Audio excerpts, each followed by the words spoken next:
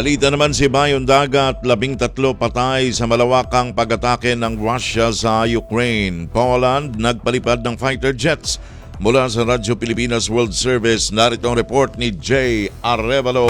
Radyo Pilipinas Report. Nasawi ang hindi bababa sa 13 individual matapos ang panibagong malawakang missile strike ng Russia sa iba't ibang bahagi ng Ukraine, kabilang ang kabiserang Kyiv at kanlurang lungsod ng Lviv. Ayon sa mga opisyal ng Ukraine, kabilang sa mga nasawing sibilyan ang 2 batang babae na maedad 5 at 12 taong gulang, habang marami rin ang nasugatan at ilang gusali ang napinsala. Dahil sa lawak ng pag-atake at sa paglapit nito sa hangganan ng Poland, agad na nagpalipad ng mga fighter jet ang Polish Armed Forces upang tiyakin ang seguridad ng airspace nito at maging handa sa anumang posibleng paglabag sa teritoryo ng bansa. Ayon sa mga otoridad, bagamat walang naiulat na paglabag sa teritoryo ng Poland, mahalagang maging handa dahil sa nagpapatuloy na digmaan sa dalawang karatig bansa. Samantala, nanawagan naman si Ukrainian President Volodymyr Zelensky sa mga kaalyadong bansa nito na dagdagan pa ang suporta, lalo na sa air defense system. Patuloy namang iginiit ng Russia na nakatuon ang operasyon nito sa mga target na may kaugnayan sa militar habang nagpapatuloy ang labanan. Mula sa RP World Service para sa Bagong Pilipinas, ito si Jay Arevalo, Radyo Pilipinas, Radyo Publiko.